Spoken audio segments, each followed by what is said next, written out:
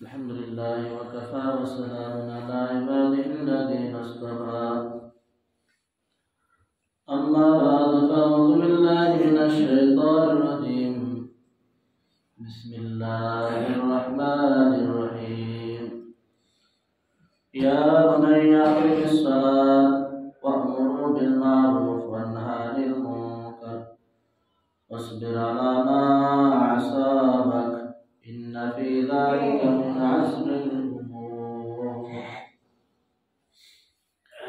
آمنت بالله وملائكته وكتبه ورسله واليوم الآخر والقدر خيره وشره من الله تعالى والبعث بعد الموت.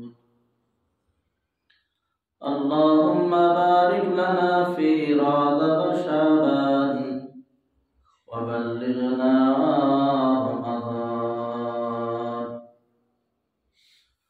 الحمد لله আল্লাহ তাবারক তাআলার দরবারে লাখ কোটি শুকর ও সুজুদ যে রব্বে করিম আপনাকে আমাকে দুনিয়ার সমস্ত ঝামেলা থেকে ফারিগ করে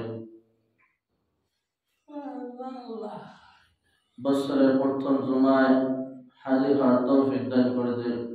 এজন্য মহান সত্তার দরবারে অন্তরের স্থল থেকে কালিমাত শুকরিয়া আদায় করি বলি আলহামদুলিল্লাহ। আজকে রজব মাসের 2 তারিখ,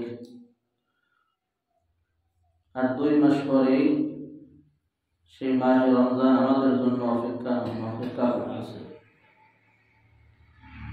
রজবের যখন চাঁদ দেখা যায়, রজবের 1 তারিখ থেকে নিয়ে রজব শাবান পর্যন্ত রমজানের চাঁদ দেখা পর্যন্ত আল্লাহ রাসূল সাল্লাল্লাহু আলাইহি ওয়াসাল্লাম একটা দোয়া করতেন এবং সাহাবীদেরকে একটা দোয়া শিক্ষা দিয়েছেন যে আমার সাহাবীরা, আমি এই দোয়া পাঠ করতেছি, তোমরাও লাগাতার এই দোয়া 2 মাস পড়তে যাবে। এই দোয়ার ফায়দা কি? মানুষ তো সব লাভ বোঝে, লাভের পাগল। কিসের পাগল? লাভের পাগল। আমরা সব লাভ যেখানে আছে, বাঙালি সেখানে আছে। যদি পাও আরো যাত্রা হয় তাও একটু ফাঁসায় মাহানোর চেষ্টা করে। কথা ঠিক ঠিক আমরা পাও আরো যাত্রা মাত্র মুসলমান। তো লাভ জানতে হবে। রাসূল বলতেছে দুনিয়ার হায়াত, এই দুনিয়া সবাই বাঁচতে চায়। কি চায়? সবাই বাঁচতে চায়। সবাই বাঁচতে চায়, কেউ মরতে চায় না। একজন হসপিটালে একজন রোগী জিজ্ঞাসা করবেন তুমি কি চাও? এতটা অসুস্থ মনে হয় যে 2-1 দিন বাঁচবে কিনা তাও সন্দেহ। এরপরে কয় যে হুজুর আমি বাঁচতে চাই। কি চাই? বাঁচতে চাই। এর দ্বারা বোঝা গেল যে দুনিয়ায় এসে আরো কিছুদিন থাকতে চায়। তো নবী বলে যে দুনিয়া যদি বাঁচতে চাও তাহলে নেক আমলের দ্বারা বাঁচো। গুনাহ কইরা বাঁচার কোনো ফায়দা নাই, কোনো লাভ নাই। তুমি 1000 বছর বাঁচলা, আর এই 1000 বছরের ভিতর তোমার ইবাদতের ভিতর না আছে নামাজ, না আছে রোজা, না আছে হজ, না আছে যাকাত, এই আখিরাতের কোনো কাজ নাই। তো এই 1000 বছর হায়াত পায়া এই হায়াতটা তুমি কাটাইলা, এর কি হিসাব দেয়া লাগবে কি লাগবে না? লাগবে। অবশ্যই আল্লাহ তাআলার কাছে হিসাব দিতে হবে। এই জন্য হায়াত যদি কম পায়, কিন্তু হায়াতের ভিতর বান্দা আমল করে। কি করে ভাই? আমল করে। আমল করে জিন্দেগি চালায়। তো এই হায়াতের ভিতর, অল্প হায়াতের ভিতরও আল্লাহ তাআলা বরকত দান করেন। কথা বলেন ঠিক? তো নবী বলতেছে যদি তোমরা হায়াত বাড়াইতে চাও, তো এই দোয়ার অর্থ হলো এই আল্লাহুম্মা বারিক লানা ফি রজব শাবান ওয়া বাল্লিগনা রমাদান। এর অর্থ হলো আল্লাহ রজব এবং শাবানের বরকত আমাকে নসিব করো এবং রমজান মাস পর্যন্ত আমাকে হায়াত তুমি লম্বা করে দাও। এই জন্য দোয়া করতে হবে। হায়াতের জন্য কি চাই ভাই? মালিকের জন্য, মালিকের কাছে সুস্থতার জন্য দোয়া করা যায়, আশা করা যায় ইনশাআল্লাহ এই দোয়ার বরকতে আল্লাহ তাআলা আপনাকে আমাকে পর্যন্ত পৌঁছে বলেন ইনশাআল্লাহ। যদি মারা যায় যদি কুদরতে কলমে লেখা থাকে যে তুমি রমজান পর্যন্ত বাঁচবা না, হইতে পারে কি পারে না? তো এই যে দোয়া করলা রাসূলের সেই শিখানো জবানের দোয়া, এই দোয়ার বদৌলতে রমজানের যে ফজিলত আল্লাহ তাআলা তোমাকে দান করত, অর্থাৎ একবার যে ব্যক্তি সুবহানাল্লাহ বলবে অন্য মাসের চাইতে কত গুণ বেশি? 70 গুণ বেশি। কথা বলেন ঠিক কিনা? অন্য এখন আমরা একটা নফল ইবাদত করব, ওই সময় সেই ফরজের সওয়াব পাওয়া যাবে। বলেন না সুবহানাল্লাহ। তো এইরকম ভাবে রমজানের ভিতর প্রত্যেকটা দিন প্রত্যেকটা রাত মালিকের কাছে দামি রাত। তার ভিতরে একটা রাত আছে তো অত্যন্ত গুরুত্বপূর্ণ একটা রাত, যেটা হলো কদরের রাত। এই রাতটা হলো 1000 বছরের চাইতে দামি আল্লাহ তাআলার কাছে। সুবহানাল্লাহ। এই যে টোটাল কথা হলো যে রমজানের ভিতরে যে ফাজাইল যে ফজিলত আল্লাহ তাআলা দান করবে, এই ব্যক্তি যদি ওই রোজার আগে কবরে চলে যায়, ওই সওয়াব আল্লাহ তাআলা তাকে তার আমলনামায় লিখে দেবে। বলেন না সুবহানাল্লাহ। এইজন্য পড়া যাবে তো ইনশাআল্লাহ। নামাজের পরে দোয়া করব, ছোট একটা দোয়া, আমি প্রতি বছরই পড়াই, এরপর আবার পড়াবো, আবার নষ্ট করাবো, এইগুলো মুখস্থ করতে হবে। কি করতে হবে? মুখস্থ করতে হবে। ছোট একটা দোয়া, ভাই সাহাবীরা পড়ছে, তাবেঈনরা পড়ছে, আইম্মায়ে মুজতাহিদ যারা তারা পড়ছে, ইমাম যারা তারা পড়ছে, তা আমরা কেন পড়তে পারবো না? কথা বলেন ঠিক কি? আল হিম্মাতু ওয়াল ইসমুল আযম। আমার সৌমনে হুজুর বলতেছে যে ইসমে আযম অন্য কিছু না, ইসমে আযম হলো হিম্মত। ইসমে আযম কি? হিম্মত। তুমি দুনিয়ার সব কিছু বুঝলা, সামান্য একটা দোয়া তাই তুমি মুখস্থ করতে পারলা না। এই জন্য আমরা দোয়াটা ইনশাআল্লাহ মুখস্থ করব। আমি আরেকবার বলতেছি, আল্লাহুম্মা বারিক লানা ফি রাজাব শাবান ওয়া বাল্লিগনা রমাদান। যাই হোক, আমি পবিত্র কালামুল্লাহ শরীফ থেকে সূরাতুল লুকমান, কি নাম বললাম? সূরা লুকমানের 57 নম্বর আয়াত তেলাওয়াত করছি। আল্লাহ তাআলা বলতেছে, হযরত লুকমান আলাইহিস সালাতু ওয়াস সালামের নসিহতগুলো আল্লাহ তাআলার কাছে এত পছন্দ হয়েছে যে কথাগুলো আমার আল্লাহ তাআলা নকল করে ডাইরেক্ট কোরআনের ভিতরে আয়াত নাযিল করেছে। বলেন না সুবহানাল্লাহ। এই লোকমান সম্পর্কে একটু ধারণা না দিলে বুঝবেন না। এই লোকমান ব্যক্তিটা ছিল, তার কোনো যোগ্যতা ছিল না। কি ছিল না? এক তো কাটো, আবার এই আরবের মানুষ যারা দেখছে কালো, কুচ্ছিত কালো, ঠোঁট দুইটা এইরকমের জুইলা পড়তো, মানে কোনো সাইড তার ভালো না। কিন্তু এই ব্যক্তি মালিককে রাজি করছে। বলেন না সুবহানাল্লাহ। এই মালিককে রাজি করার কারণে আল্লাহ তাআলা তাকে অফার দিয়েছিলেন, প্রস্তাব রাখছিলেন, লোকমান আমি তো তোমাকে নবী বানাইতেছি। কি বানাইতেছে? নবী বানাইতেছে। কোন কোন বর্ণনায় আসছে যে সে নবী, কিন্তু অন্যান্য বর্ণনায় উলামা একরামরা বলতেছে যে তিনি নবী হইতে চান না, তিনি আল্লাহ তাআলার কাছে হিকমত চাইছেন। বলেন না সুবহানাল্লাহ। যে এমন ভাবে জ্ঞান আল্লাহ তাআলা তাকে দান করছে, সন্তানকে সে নসিহত করতেছে আর সন্তান নসিহতগুলো সুন্দরভাবে পালন করতেছে। এই লোকমান শুরুতেই একজন গোলাম ছিল। কি ছিল? এর বাপ একজন গোলাম ছিল, আর 14 গোষ্ঠী সব গোলাম। গোলাম বলা হয় জামাগো দেশে ফরিদপুরে খ্রিস্টান আছে না, কামলা 500 টাকা দিলে এক দুবার কাম করে কি করে না? আগের জামানায় গোলাম কেনা বেচা হইতো। কি করতো? এখন গরু ছাগল যেভাবে কিনে, যে আমি 5 লাখ টাকা দিয়ে একটা গরু কিনলাম, কথার কথা, এই গরুটা আমার, তো ওইরকম একটা গোলাম কিনলে গোলামটা তোমার হয়ে যেত, যা করতে হবে তাই করতো।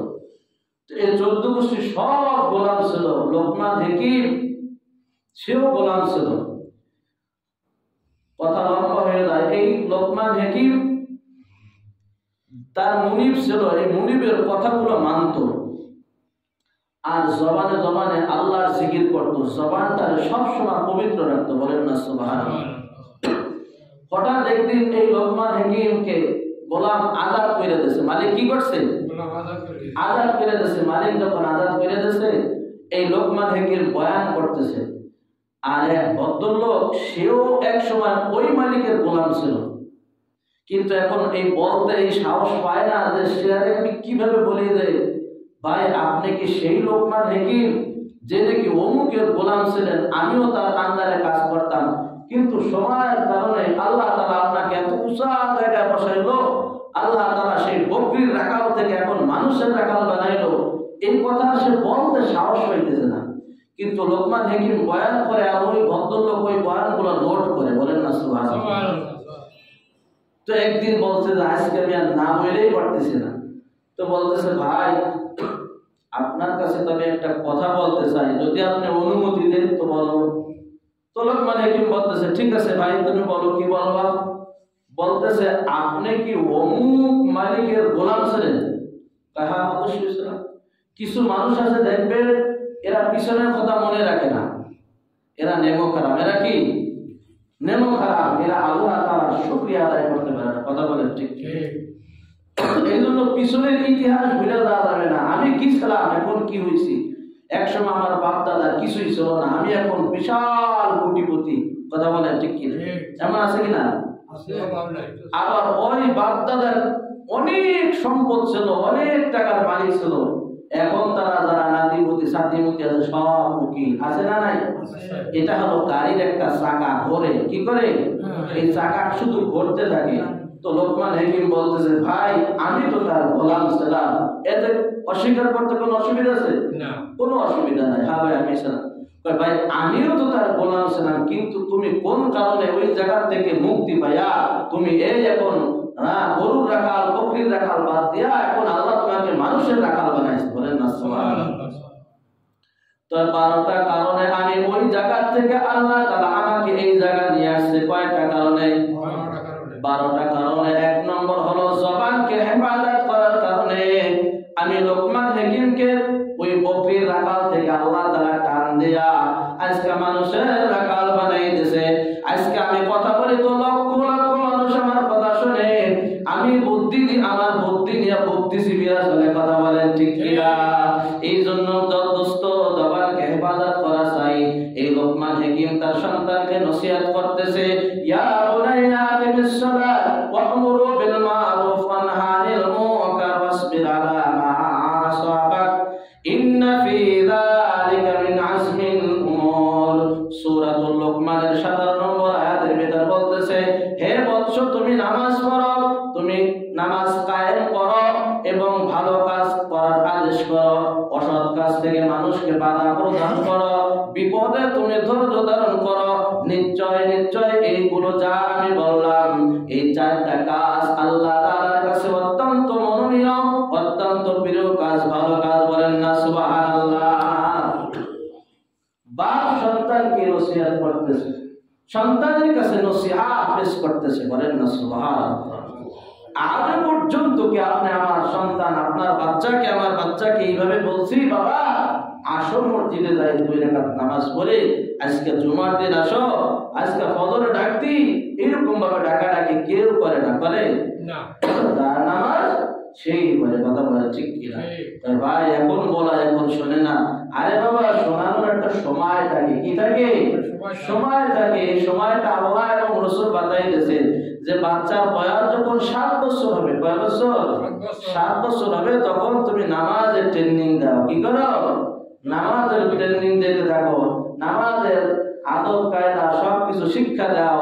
7 হয়ে গেল নামাজ পড়ে না, 10 বয়স হয়ে গেছে, এখন তুমি লাঠি প্রহার করো, ওকে মাইরা হইলেও মসজিদ পর্যন্ত নিয়ে আসো। এটা তোমার দায়িত্ব আর কর্তব্য দিয়ে আল্লাহ তাআলা পাঠাইছে। নবী বলে কুল্লুকুম রাঈন ওয়া কুল্লুকুম মাসউলুন আন রাইয়াতি। আমরা সকলে যারা আছি সবাই রাখাল। এই রাখালের দায়িত্ব আল্লাহ তাআলা দিয়েছে। কিয়ামতের ময়দানে আপনাকে আল্লাহ তাআলা 5টা সন্তান দিয়েছে, 5টা সন্তানের হিসাব মালিক নেবে না? না নেবে? দিবে, অবশ্যই নেবে। কথা বলেন ঠিক কিনা? এমনি ছেড়ে দেবে না। হাসিবতু আন্নামা ফালাকনাকুম আবাসা, মনে করছো যে এমনি তামসা দুদু, তা কিন্তু না। কথা ঠিক কিনা? এই জন্য এই সন্তানকে যখন 10 বছর বয়স হয়ে যাবে, একটা লাঠি দিয়ে একটা বাড়ি মারবে।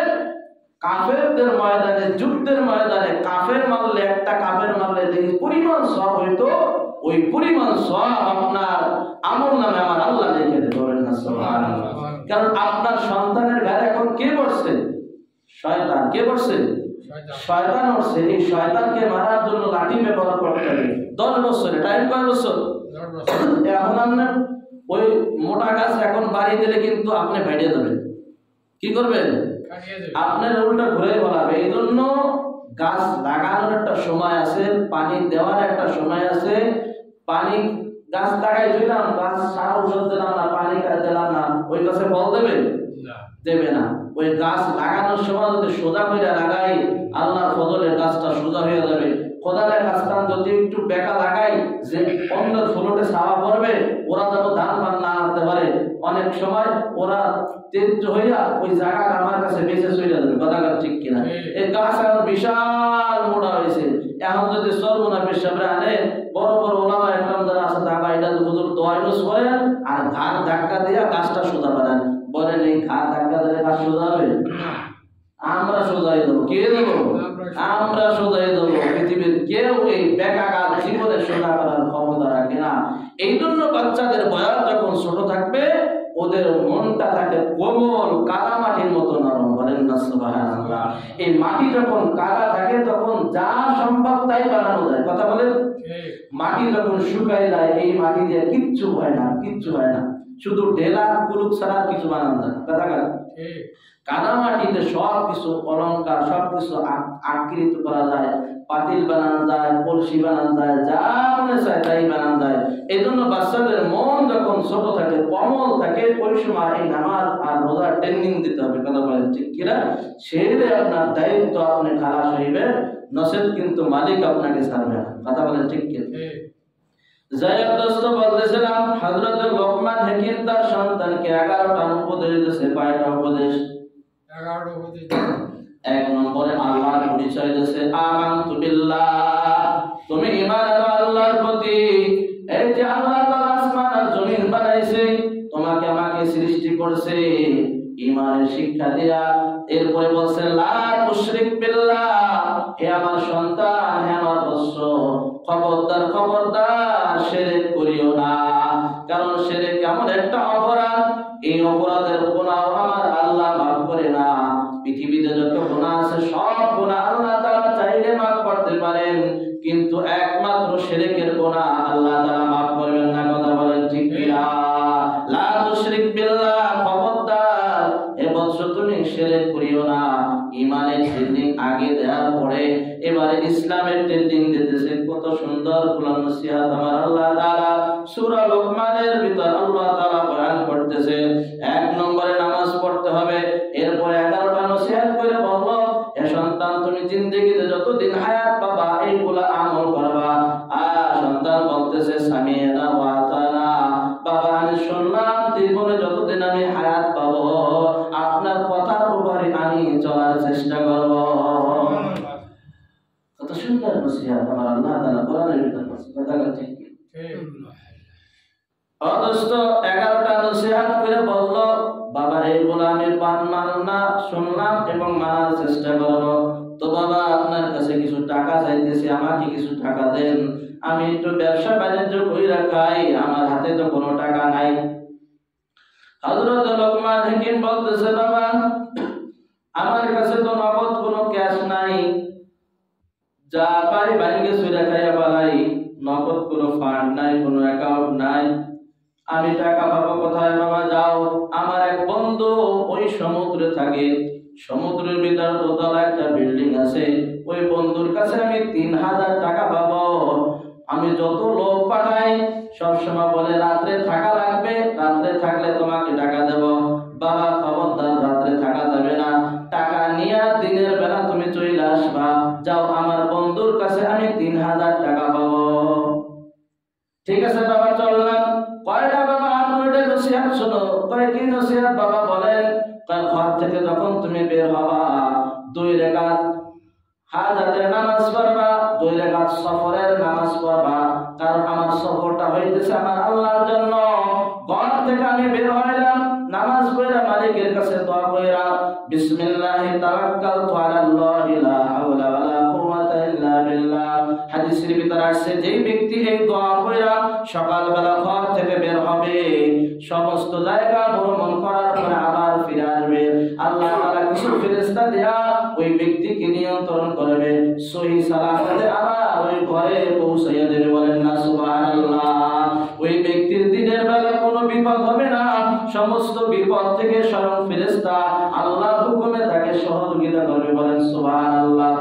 আর আমরা যখন শহরে বাইরে ঘরে বাইরে তখন তো কিসের নামাজ আর কিসের রোজা, কথা গান ঠিক কিনা আছে না নাই? কিন্তু যে মালিক রে মানে আল্লাহ তাআলাও সেইভাবে তার ব্যবস্থা করে, কথা গান ঠিক। তুমি যখন ঘর থেকে নামাজ পড়ে বের হবা, হে আমার সন্তান, মরুভূমি পাড়ি দিয়া যাইতে হবে, অনেক দূরের পথ, অনেক সফরের পথ। তুমি যে মশকে পানি নেবা, দুপুর হয়ে যাইবে, ওই পানি তুমি খাইতে পারবে না। চৈত্র মাস যখন আসে টিউবওয়েলের পানিও গরম হয়ে যায়, কথা গান ঠিক কিনা? আল্লাহু আকবার। পানি নদী ঘাটের খালের পানিও গরম হয়ে যায়, এক হাত দুই হাত তিন হাত মাটির তলে পানি, পানির নিচের পানিও গরম থাকে, গোসল করতে অনেক সময় কষ্ট হয়। এই পানি দিয়ে তুমি ওযু করতে পারবে না, পানিও পান করতে পারবে না। তোমার মনটা চাইবে প্রখর রোদ, এখন যদি আমি একটু ঠান্ডা পানি পাইতাম তাহলে আমি ঠান্ডা পানি খাইতাম আর ওযু বানায় আমি নামাজটা আদায় করতাম। পিছনের দিকে তাকাবা, পিছনের দিকে তাকাই দেখবা বড় একটা সবজার বাগান। এই বাগানের ভিতর থেকে, পাথরের ভিতর থেকে ঝর্ণার মতো পানি বের হইতেছে। বলেন আল্লাহু আকবার। এই পাথরগুলো আল্লাহর ভয়ে কাঁদে। তুমি আমি তো ঝর্ণা দেখার জন্য পাগল হয়ে যায় ও দোস্ত। এই পাথরগুলো মালিকের ভয়ে কাঁদতে থাকে, হায় আল্লাহ, কিয়ামতের ময়দানে জাহান্নামের আগুন জ্বালানো হবে মানুষ এবং পাথর। আমার মালিক বলতেছেন, ওই জাহান্নামের আগুনকে আল্লাহ তাআলা উত্তপ্ত করবে, জ্বালাবে। ওই পাথর আর মানুষ দিয়ে জাহান্নামের আগুনকে জ্বালানো হইবে। এই ভয়ে পাথর কি করে কাঁদে আর পানি বের হয়। তুমি আমি মনে করি যে ঝর্ণার থেকে পানি আসে না বাবা, পাথরেরও একটা অন্তর আছে, পাথরের একটা কলব আছে, কলব থেকে কান্না বের হয় আর পানি বের হয়। লোকমান হাকিমের ছেলে যখন ওই সরদার জঙ্গল দেখবে, ভিতরে ঢুইকা দেয়া কলকল কলকল ঠান্ডা পানি বের হইতেছে, ওই পানি খাবে এবং মশক বাড়াবে এবং সুন্দরভাবে ওযু কইরা বাবা যখন তুমি বের হয়ে আসবা, পিছনের দিক তাকাই দেখো ওই জঙ্গল আর জঙ্গল না। এরপরে তুমি কি করবা? একদম ক্লান্ত শরীর, এই অবস্থায় হাওয়া আইতেছে, উত্তর দিক থেকে বাতাস আসতেছে, তোমার পেট ভরা পানি, মন চাবে আমি একটু বিশ্রাম নিই, একটু জিরাই, কথা গান ঠিক। যেহেতু কষ্ট হয়ে গেছে, একটু বিশ্রাম নিলে আমার দিলটা শান্তি পাইবে। তুমি একটু বিশ্রামের জন্য স্থান খুঁজবা, কোথাও তুমি স্থান পাইবা না। হঠাৎ দেখবা ডান পাশে একটা বট গাছ, এই বট গাছের কাছে এক বুড়া আছে, এই বুড়ার সাথে তোমার সাক্ষাৎ হয়ে যাইবে। যখন তিনবার তুমি তাকাইবা, তিনবারের মাথায় লাস্ট বার যখন তাকাইবা দেখবা ওখানে একটা বট গাছ আর এক বুড়া আছে। তবে বাবা শোনো, এই বুড়ার কথা শুইল, বুড়া যা বলে তাই মাইনো, বুড়ার কথার ভিতর খায় রবর কথা আছে। বলেন না সুবহানাল্লাহ। এই বুড়ার ওইখানে থাকার পরে এবার বুড়া যা বলে তাই শুনবা। এরপরে তুমি চইলা যাইবা, 2-1 গ্রাম পাড়ি দেওয়ার পরে তোমাকে যখন দেখবে তুমি পরিচয় দেবা, আমি লোকমান হাকিমের ছেলে। তখন পীর সাহেবের ছেলে যখন এখানে বাচ্চা যখন আছে, সবাই আমরা আদর করি আর মহব্বত করি, ভালোবাসি, কথা বলেন ঠিক কিনা? এই পীর সাহেবের ছেলে আসছে, সবাই মহব্বত করে আর ভালোবাসে। তোমার প্রথমে যখন পরিচয় দেবা যে আমি লোকমান হাকিমের ছেলে, তোমাকে পাইয়া এলাকার মানুষ খুশি হয়ে যাইবে আর সবাই মেহমানদারি করার জন্য পাগল হয়ে যাইবে। 3 দিন পর্যন্ত লাগাতার মেহমানদারি করাইবে। এরপরে তোমার অপূর্ব একটা সুন্দরী মেয়ে দেখাবে, যে মেয়েটা বাবা বিবাহ করবা না, এই মেয়ে বিবাহ করলে তুমি মুসিবতে পড়বা। তবে বুড়া যা কয় তাই শুনো, সুবহানাল্লাহ বলবেন না? এরপরে চলে যাবে সমুদ্রে, সমুদ্রের কাছে যায় আমার বন্ধুর কাছে যে টাকা চাইবা। আমার বন্ধু শর্ত দেবে রাত্রে থাকতে হবে, না থাকলে টাকা পাওয়া যাবে না। না না বাবা, রাত্রে থাকবা না, দিনের বেলা দিনেই টাকা নিয়ে চলে আসবা। বাবা এবার সালাম দিয়ে বলতেছে, আসসালামু আলাইকুম বাবা, আমি চললাম। এবার লোকমান হাকিমের ছেলে যখন ঘর থেকে বের হয়েছে, সমুদ্র অনেক দূর পাহাড়ে যাওয়ার পরে যাইতে যাইতে আল্লাহু আকবার কষ্ট হয়ে গেছে, প্রখর রোদ, এবার মশকের পানি গরম হয়ে গেছে, ওই পানি দিয়ে না ওযু করতে পারবে না পানি পান করতে পারবে, কোনটাই হবে না। এবার মনে করে আমার আব্বা যে কথা বলছে দেখি সেই কথা মেলে কিনা। হঠাৎ পিছনের দিকে তাকায় দেখে বড় একটা জোরদার জঙ্গল, ওইখান থেকে ঝর্ণার মতো পানি পড়তেছে, বলেন না আল্লাহু আকবার। লোকমান হাকিমের ছেলে ঢুকে গেলেন ভিতরে, মশকের পানি পালায়া এবার নতুন পানি ঢুকাইলেন, এবার সুন্দরভাবে পেট ভরে পানি খাইলেন, এবার পেট ভরে পানি খাইয়া সুন্দরভাবে ওযু করলেন। জঙ্গল থেকে বের হইয়া পিছনের দিক তাকায় দেখে কোথাও আর জঙ্গল নাই, আবার সোজা মরুভূমি হয়ে গেছে, বলেন না আল্লাহু আকবার। এবার একটা বট গাছের নিচে একটু বসতে মনে চায়, মরুভূমিতে কোথাও বট গাছ নাই, কোথাও কোনো আশ্রয় নাই, বসার কোনো জায়গা নাই, কোথাও কোনো গাছ নাই। এদিক ওদিকে বারবার 3-4 বার তাকাইতেছে। হঠাৎ ডান দিকে দেখে একটা বট গাছ, এক বুড়া বইসা রইছে। এবার বুড়া বলতেছে, ভাতিজা কি ব্যাপার, তুমি এদিক ওদিক তাকাও কা, আসো আমার কাছে আসো, একটু বিশ্রাম নাও, একটু জিরে যাও। কয় না চাচা, আপনার কাছে যতই আমার মন চায় কিন্তু যাওয়া যাবে না, আমার বাপ বলছে ওই বট গাছের কাছে গেলে তোমার বিপদ আছে।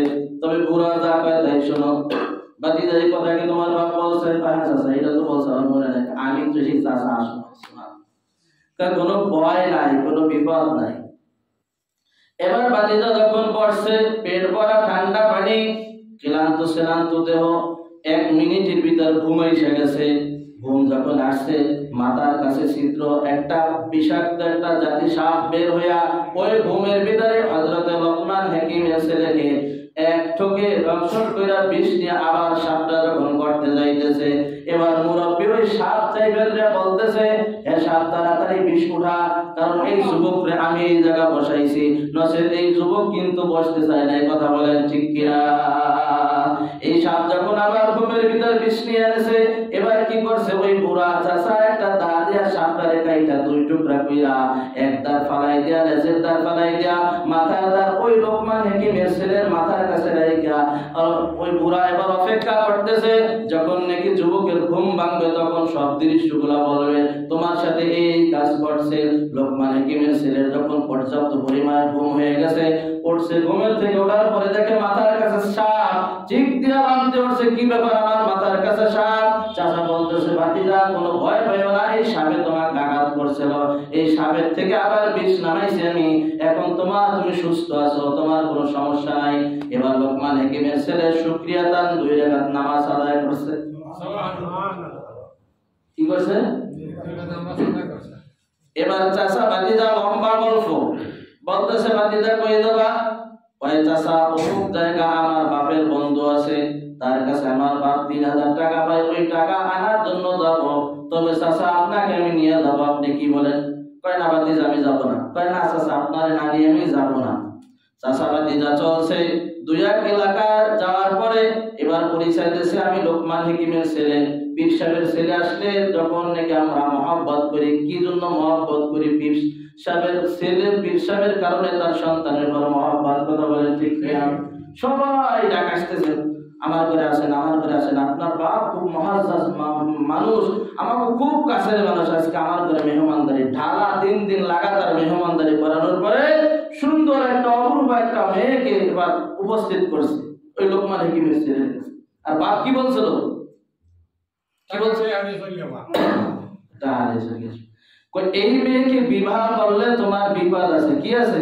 ওই মেয়ে বিবাহ করলে শুরুর কথা মনে না রাখলে তো সব ভুলে যাবেন। কোরআনের আয়াতের তরজমার তাফসীর,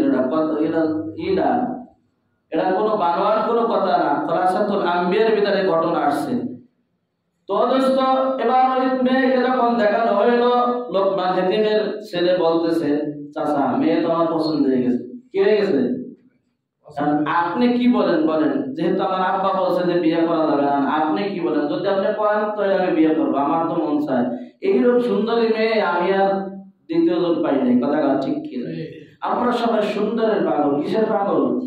সবাই সুন্দরের পাগল, কিন্তু আল্লাহ তাআলা কিছু কিছু দিন আল্লাহ তাআলা এমন কিছু মানুষের ভিতর দিন রাখছে, ও হাজার সুন্দরের চাইতে ওই কুচ্ছিত মেয়েটার তার কাছে ভালো। কথা বল ঠিক কিনা? মিশকাত শরীফের ভিতর হাদিস আছে যে 4টা জিনিস দেখা মেয়েদেরকে বিবাহ করতে হবে। কয় জিনিস? 4 জিনিস। এক নম্বর হলো সৌন্দর্য, 2 নম্বর হলো বংশ, 3 নম্বর হলো দিনদারিত্ব, 4 নম্বর হলো ওই মেয়েটার বাবার কোনো টাকা পয়সা আছে কিনা। এই 4টা জিনিস মিশকাত শরীফের ভিতরে আছে। এদিক ওদিক কইলে কোনো সমস্যা নাই। এই 4 জিনিস দেখে বিবাহ করো। রাসূল বলে যে 3টা জিনিস নাই, চেহারা ভালো না, বংশ ভালো না, আর দেখতে ভালো দেখায় না, বংশের কোনো সেরকম ভাবে নাম করা কোনো বংশ না, কিন্তু ওই মেয়েটার ভিতর দিন আছে। কি আছে? দিন আছে। রাসূল বলে ফাসফা জাতি দিন, ওই মেয়েটার ভিতর যেহেতু দিন দায়িত্ব আছে, আর কিচ্ছু নাই, দুনিয়া নাই, কোনো কিছু নাই, বংশ ভালো নাই, গাড়ি নাই, বাড়ি নাই, আমার পয়গম্বর বলে ওই মেয়েকে যদি তুমি আনো, তুমি দুনিয়াও সুখী হবা, আখিরাতেও সুখী হবা। লক্ষ লক্ষ বিবাহ করে হইতেছে, আর প্রতি বছর হাজার লক্ষ লক্ষ ডিভোর্স এখন হইতেছে। কথা বলে ঠিক না? যত বড় লোকের মেয়ে বিবাহ, তত ডিভোর্সের সংখ্যা বেশি। আছে না নাই? Lakh lakh Facebook, internet, paper, পত্রিকা খুললেই খালি এইগুলা অমুকের মেয়ে আজকে ডিভোর্স। আছে না নাই? কিন্তু এই যখন আমরা যুবকরা বিবাহ করি, এইগুলা কিছু দেখি না। দেখি এইগুলা না দেখার কারণে দিনকে পিছিয়ে রাখছে। রাসূল বলে কোনদিন ওই কপালে শান্তি হবে না। খসিরাত দুনিয়া ওয়াল আখিরা, দুনিয়ায় ক্ষতিগ্রস্ত হবে, আখিরাতে অনন্ত সীমকালে তার ক্ষতিগ্রস্ত হয়ে যাবে। কথা বলে ঠিক কিনা? এই জন্য খুব খবরদার, দুনিয়ার দিন শেষ না, মরণের পরে হলো আসল দিন। কথা বলে ঠিক কিনা? দুনিয়া সামান্য একটু হায়াত পাইতেছি, অল্প সময় দিয়ে আল্লাহ তাআলা তোমাকে আমাকে পাঠাইছে। খবরদার, এই অল্প সময় যেন তামসা খেলার ভিতর না কাটায়া দুনিয়ায় শেষ করে না দেই, আখিরাতের কথা যেন স্মরণ থাকি। কথা বলে ঠিক কিনা? আল্লাহ আমাদের তৌফিক, আমল করার তৌফিক দান করুন। আমিন।